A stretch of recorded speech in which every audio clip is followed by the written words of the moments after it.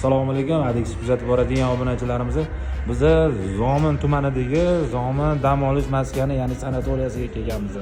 Mana bu yerda bizning ikkitadan 4 ta kresloyimiz joylashgan. Xudo xolasa okalar bu yerda olib biznes qilishayotgan ekan. Kimdir yana shunaqa sanatoriyasi, medklinikasi bo'ladigan bo'lsa, so'rashsa shunaqa kreslolarimizdan qo'yib beramiz. Oka, kreslo qanaqa ekan? Ma'qulmi? Charchamanglar, yaxshi qordiq sizlarga. Adix ishonchli tanlov. Assalomu alaykum, adiksi kuzatib boradigan obunachilarimiz. Biz Zomin tumanidagi Zomin dam olish maskani, ya'ni sanatoriyasiga kelganmiz.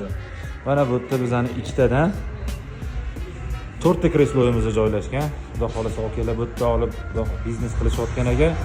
Kimdir yana shunaqa sanatoriyasi, medklinikasi bo'ladigan bo'lsa, so'rashsa shunaqa kreslolarimizdan qo'yib beramiz. Oka, kreslo qanaqa ekan? Ma'qulmi? Charchamanglar, yaxshi qordiq sizlarga.